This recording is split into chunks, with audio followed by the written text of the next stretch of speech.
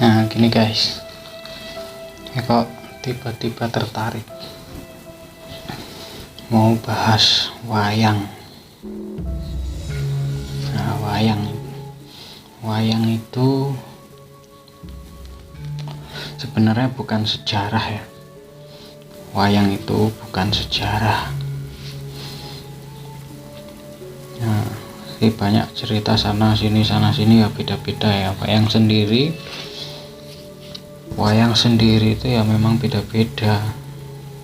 Ada yang versinya Solo, Jogja, ada versi Jawa Barat juga ada, yang versi Sunda ada, itu wayang golek. Kalau di Jawa Tengah ya itu wayang kulit ya, tapi tokoh-tokohnya hampir mirip, walaupun dalam cerita itu nasabnya lain-lain. Misalnya Semar, Bathara Guru, Manikmoyo, nah itu putranya siapa ya, itu kan beda-beda versinya kan, dari Sang Hyang Wenang, Sang Hyang Tunggal, terus jadi telur, kemudian telurnya itu ada tiga macam lapisan ya, lapisan luar, kemudian putihnya, kemudian kuningnya, macam-macam. Ada juga yang enggak seperti itu ya, beda lagi. Nah, jadi wayang itu ya, ini tentang wayang Jawa ya. Wayang itu sastra. Nah, jadi bukan sejarah, tapi kisah yang menyejarah. Nah, asalnya dari sastra, kemudian diramu demikian rupa jadi pewayangan. Nah, kemudian karena dipandang sastra ini bagus, kemudian dipakai oleh orang-orang Jawa ya, Nusantara ini, untuk dijadikan gambaran-gambaran untuk perilaku sehari-hari, pedoman hidup, yaitu bersikap yang baik itu harus bagaimana ya, berperilaku baik itu harus bagaimana, kalau yang tidak baik hasilnya akan seperti apa. Itu kemudian dijadikan orang Jawa sebagai semacam pedoman hidup lah ya. Ya, dia asalnya dari sastra. Nah, itulah kehebatan empu-empu dari zaman dulu ya. Jadi empu ini bukan orang-orang sembarangan kaleng-kaleng kayak gini. Nah, jadi keahliannya masing-masing. Ya, kalau empu itu ya dia mengetahui sastra, mengetahui spiritual, mengetahui simbolis-simbolis yang ada di masyarakat. Nah, jadi bisa mengenalkan falsafah hidup pada masyarakat melalui simbolis yang dikenal masyarakatnya. Kalau simbolisnya nggak dikenal masyarakatnya ya kan susah untuk dipahami, akhirnya nggak laku kan.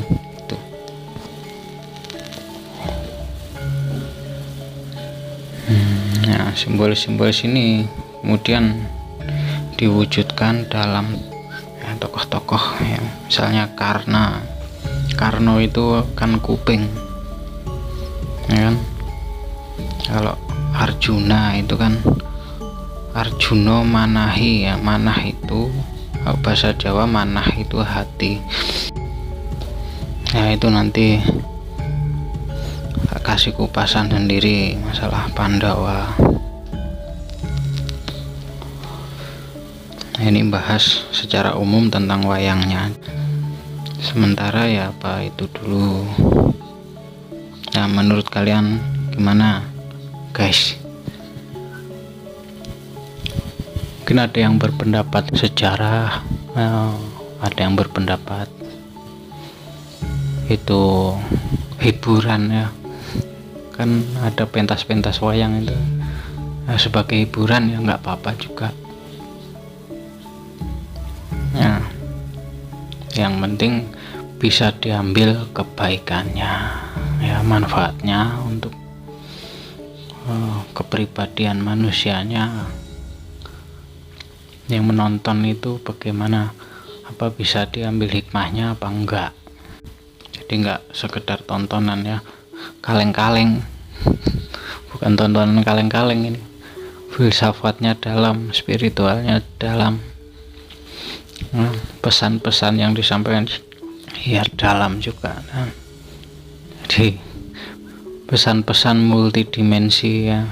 Jadi kalau bagi anak kecil yang nggak tahu, nah itu belum bisa ngupas ya, anggap aja itu cerita ya, dongeng. Nah dia seru, merasa seru mendengarkan ceritanya. Ya kalau bagi orang yang udah bisa ngupas, misalnya yang orang-orang dewasa yang udah mengerti, mengupas filosofinya itu menjadi satu hal yang baik ya, sehingga bisa diambil hikmahnya gitu. Nah itulah berlapis-lapis ya, kalau tersirat dalam kidung itu sinawung resmining kidung, jadi dibalut dalam keindahan sastra ya, dibalut dalam keindahan syair. Nah itu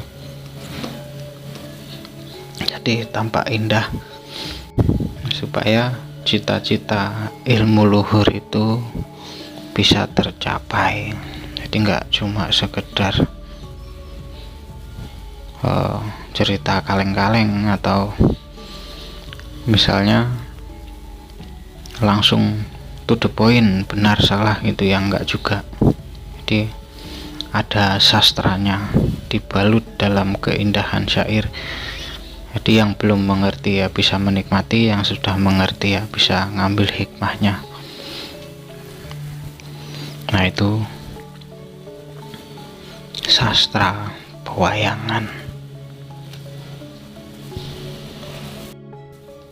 Ya, tapi di luar dari persepsi yang macam-macam itu ya, pada dasarnya wayang ini adalah pitutur-pitutur yang sangat bagus jika diterapkan ya, yang mencerminkan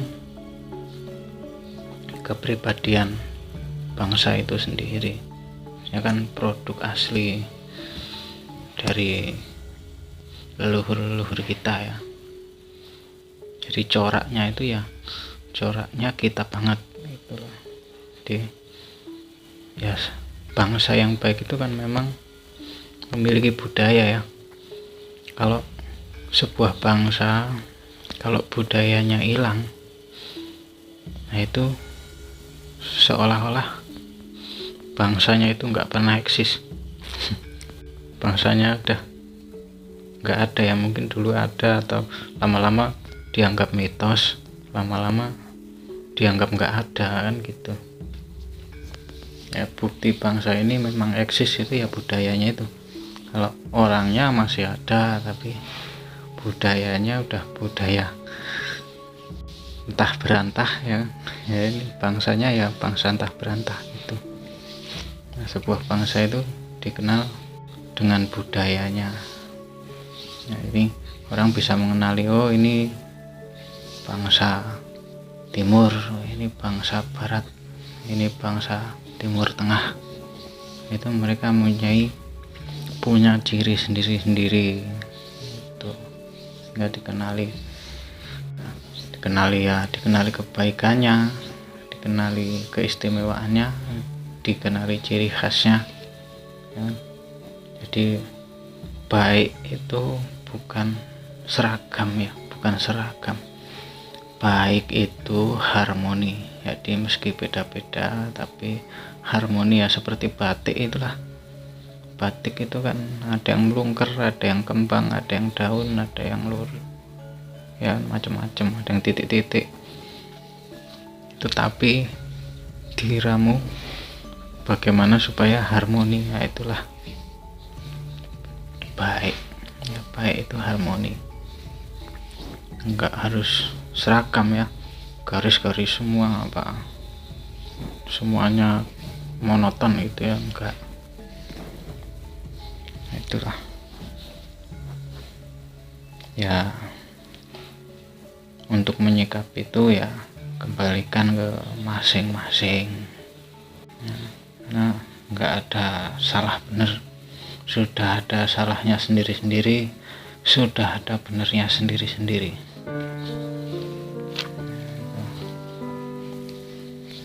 Dah, itu aja.